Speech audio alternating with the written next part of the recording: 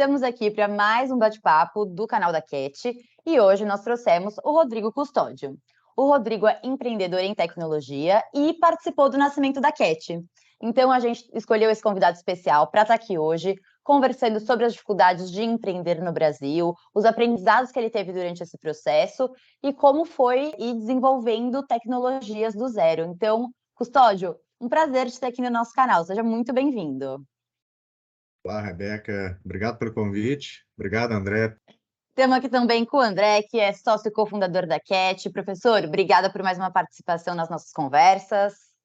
Pô, legal, Rebeca. É legal de novo estar com você aqui, legal estar com o Custódio aqui hoje. É especial pegar aqueles que ajudaram a construir a CAT. Ah, com certeza.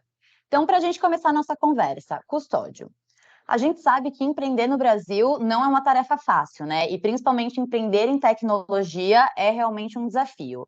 Então, o que eu queria saber de você? Quais foram os seus aprendizados e o que você, ao longo desse processo, percebeu como os maiores desafios de empreender em tecnologia no país? Para mim, eu acho que o principal desafio, acho que de qualquer empreendimento, seja Brasil ou fora, depois eu entro um pouquinho no contexto brasileiro, está em cima de encontrar um modelo, né, um business, um negócio que de fato eu consiga escalar ele, ou seja, eu provar valor, que aquele negócio que foi criado, aquele empreendimento que foi criado, ele resolve de fato um problema, e um problema que as pessoas reconheçam, e no segundo momento, um movimento de escala, que é de pegar esse modelo que foi encontrado, que resolve uma questão de mercado ou de consumidores, e escalar aquilo. Eu acho, aí é só a opinião do Rodrigo, eu tenho uma impressão, eu acho, né, que o momento da escala, eu acho que ele é mais fácil do que o momento de se encontrar, de descobrir um novo caminho, já que se trata de inovação. Aí você pega um contexto que é extremamente complicado de empreender, de se encontrar um modelo, de se encontrar um caminho para que se resolva um problema. Primeiro para encontrar o problema, para depois resolver o problema. E você pega essa coisa que já é um mega desafio, já é assim, super desafiador. Se você olhar no contexto mundial, você vai ver inúmeros empreendedores fracassando porque não conseguiram fazer esse primeiro encontro, né? Encontrar um problema que de fato as pessoas sentem a dor, né? As empresas sentem a dor, depois resolver ele. Aí você pega essa coisa que já é super desafiador e aplica dentro de um contexto brasileiro, onde você tem uma carga tributária muito pesada. Um segundo ponto, é extremamente difícil você captar recursos. Os recursos aqui no Brasil são mais caros do que no exterior. Agora eu não sei como que está, mas alguns anos atrás, inclusive no momento de fundação da própria CAT, você tinha uma facilidade, o dinheiro, porque você compra dinheiro, né? A verdade é essa, você está comprando dinheiro. Se você comprar um dinheiro fora do país e ele injetar dentro da sua organização, dentro da sua startup, é um dinheiro mais barato.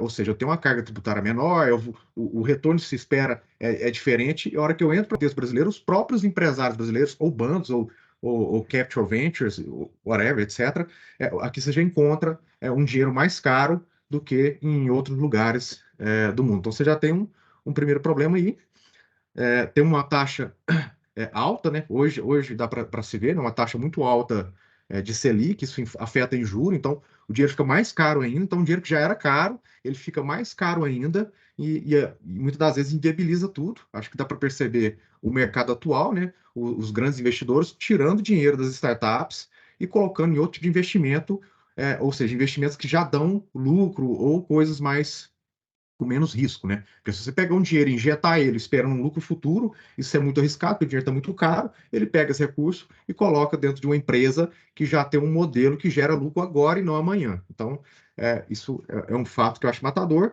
E tem a questão do governo, que não colabora, né? Ou seja, você tem uma carga tributária muito alta, absurda, principalmente para empresas que estão começando, que o recurso é muito restrito.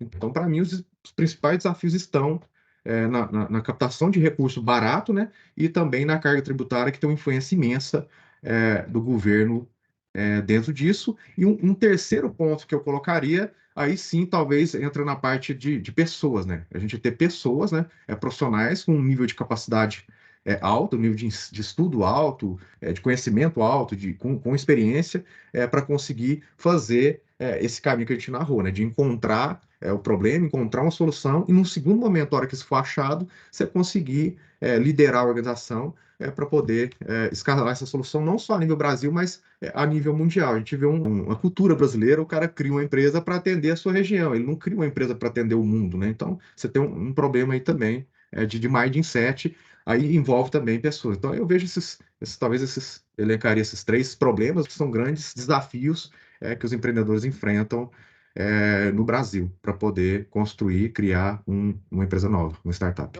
É legal falar com o Rodrigo, né? Eu chamo ele porque o Custódio tem uma história de sucesso, né? Como brasileiro, né? Normalmente ele é mais tímido, né? De falar do sucesso dele, né? Ele já empreendeu em diversas iniciativas. A Cat foi uma. A Cat nasceu com ele apoiando. Ele foi um dos sócios fundadores da Cat lá atrás, junto com o Nelson e o Felipe, que logo, logo também estará aqui conosco, né?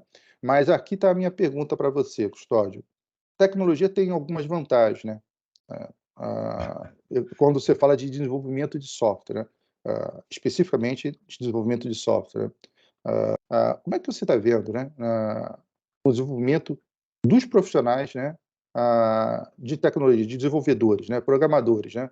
Você está há um bom tempo nessa área, né? Você, aliás, é formado, você tem nível superior nessa área. Como é que você vem acompanhando a disponibilidade dessa mão de obra?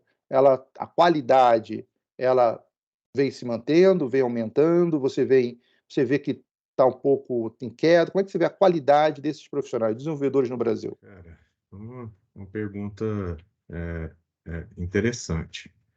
Eu me formei, eu fiz ciência da computação, fiz pela Universidade Federal de Uberlândia. Hoje eu resido em Uberlândia, morei um tempo em São Paulo, e aqui em Uberlândia construiu-se uma espécie de um polo tecnológico. Inclusive, isso é reconhecido nacionalmente. Inclusive, você vê várias empresas, né, nascendo em Uberlândia, atendendo outras regiões, porque Uberlândia não tem um volume de demandas grande, mas ele tem um volume de profissionais alto por conta da concentração de universidades que tem aqui. A primeira universidade foi a Universidade Federal, uma das primeiras, né, aqui em Uberlândia, e ao redor dessa Universidade Federal foi se nascendo universidades particulares. Eu acho que teve um boom grande, com um investimento mais pesado do governo, há alguns anos atrás, custeando, né, esse desenvolvimento. E esses polos, como você tem aqui em Uberlândia, você vê a mesma coisa acontecendo em outras regiões, né? Recife é um outro polo, São Paulo, sem comentar, você vai para Floripa também, Curitiba, então você encontra alguns polos de desenvolvimento aí, falando mais dentro do universo de tecnologia, esses polos são polos reconhecidos como polos tecnológicos dentro do Brasil. O que eu vejo que poderia ser melhor? Ao invés de se ter polos, eu tenho uma coisa um pouco mais homogênea dentro de um país. Você tem um país muito grande, muito rico, com muita gente inteligente. Então, eu poderia, ao invés de construir polos, eu construir algo mais homogêneo, distribuir melhor essas faculdades ao longo do país e fomentar esse tipo de coisa. Não só dentro de tecnologia, mas de outras áreas de conhecimento também, você poder fomentar a formação de profissionais e distribuir isso um pouco melhor, até para que a gente resolva problemas marginais a isso, né? De recurso, de desenvolvimento das pessoas, etc. E um outro ponto interessante, cara, como essa coisa se desenvolveu muito rápido e com um investimento muito pesado do governo, inclusive custeando a faculdade, você vê uma qualidade do ensino muito, muito aquém. Eu fiz Universidade Federal, quando eu fiz, ainda se tinha uma faculdade que reprovava as pessoas, né? Ou seja, era uma faculdade, era desafiador tanto entrar como sair. Acho que sair era pior do que entrar. E eu passei por essa dificuldade.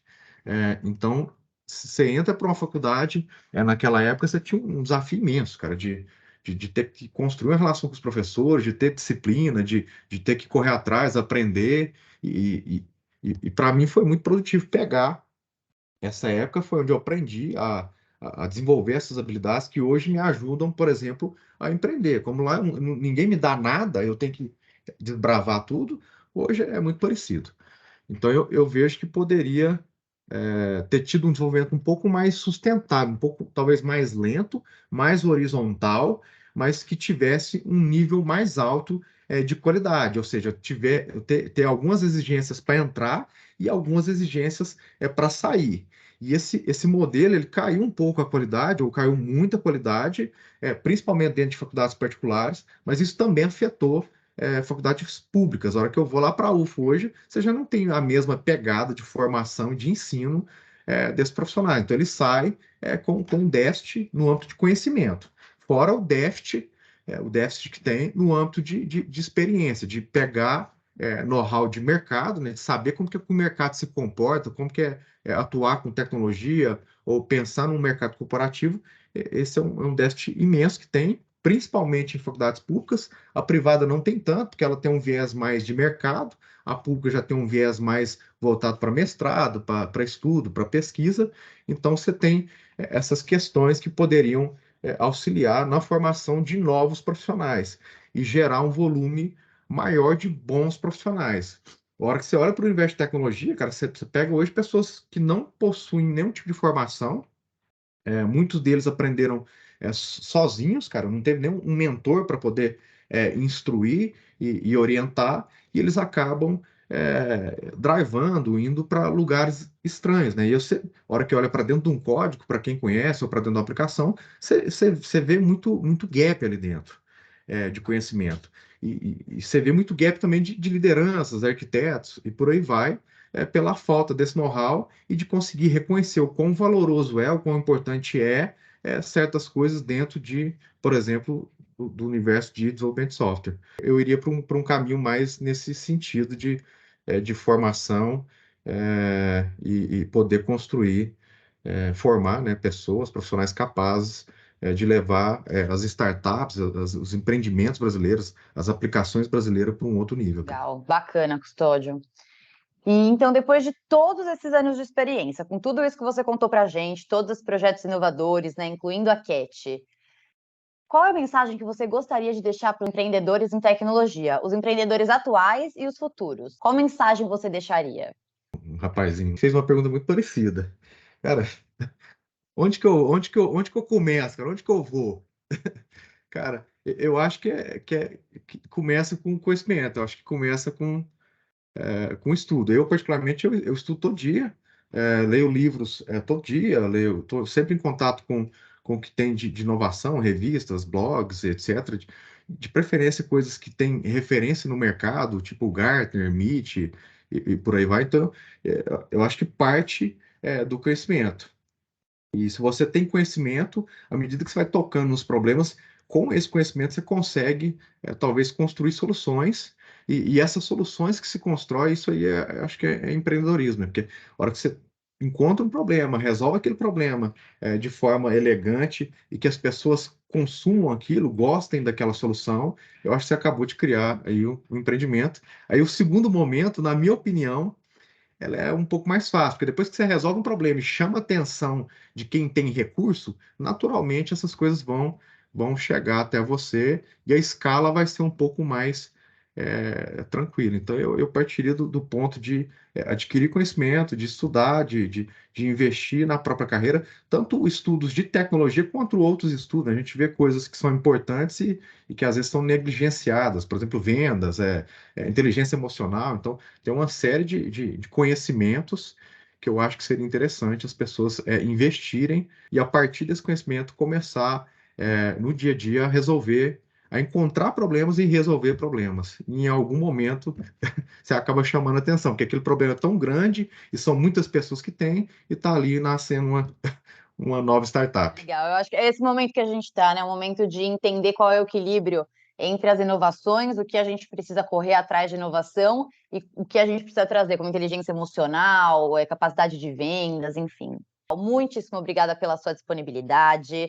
A gente está aqui sempre conversando sobre inovação, tecnologia, ciência de dados. Então é muito legal a gente trazer uma pessoa que tem essa experiência toda em empreender em tecnologia e que, acima de tudo, né, participou do nascimento da Cat. Então, eu te agradeço imensamente. Olha, sempre bom falar com você e o que a gente sempre conversa com todo mundo.